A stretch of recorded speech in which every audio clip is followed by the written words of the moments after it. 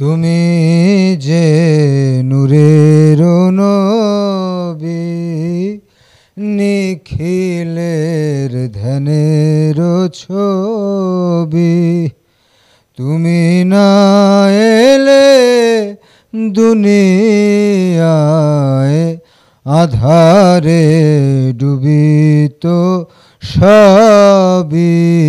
ইয়া নবী সালাম আলাইকা, ইয়া রাসূল সালাম আলাইকা, ইয়া হাবিব সালাম আলাইকা, সালাওয়াতুল্লাহ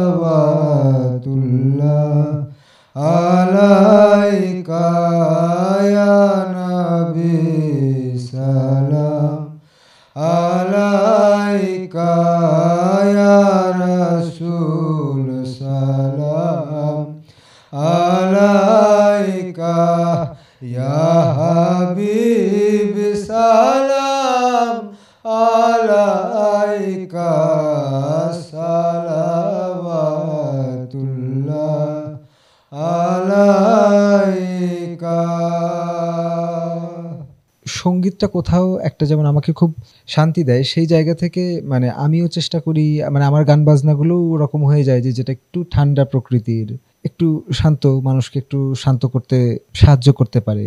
যেমন আপনারা যে কাশিদার কথা বললেন বা গজলের কথা বললেন, ইয়া নবী সালাম আলাইকা, সেটার ভেতরে আমি একটা বাঁশি বাজিয়েছি। এটা হচ্ছে এই বাঁশিটা, এটার নাম হচ্ছে বাউ। এটা একটা চাইনিজ ইনস্ট্রুমেন্ট যদিও, কিন্তু আমি আমার মতো করে বাজাই আর কি। এটা আপনাকে আমরা একটু শুনি।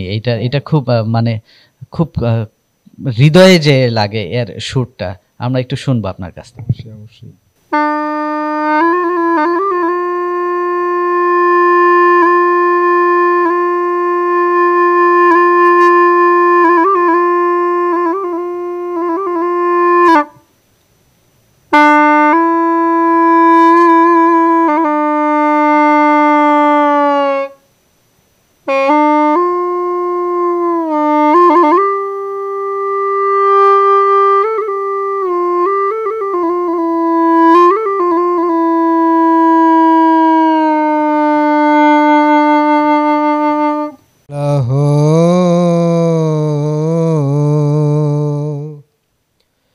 ইয়া রহমান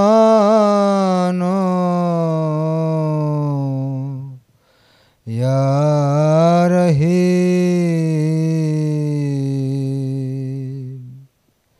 ইয়া আল্লাহ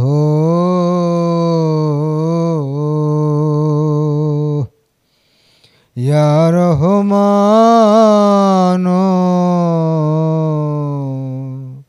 ইয়া রহিম,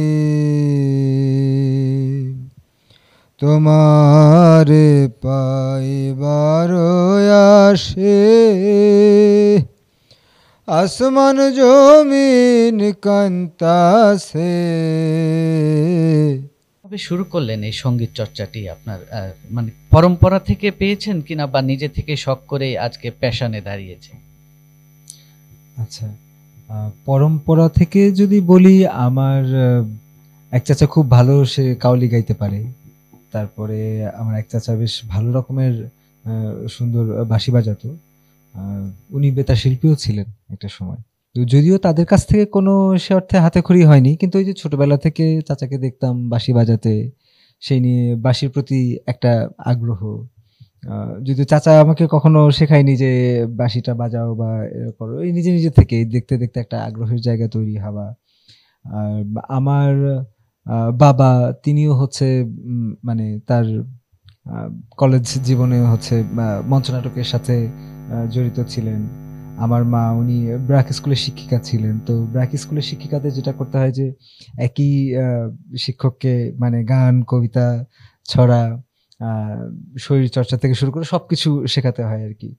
তো আমার মা আমাকে মাঝে মধ্যে মানে বিভিন্ন রকমের ছড়া কবিতা, ছড়া গান এগুলো আমাকে শেখাতেন, খুবই মানে একদমই খেলার ছলে আর কি। তো সেই জায়গা থেকে যদি হাতেখড়ির কথা বলা হয়, সেটা তাহলে বোধহয় আমার মা একটা বড় অনুপ্রেরণার জায়গা। বলতে পারেন।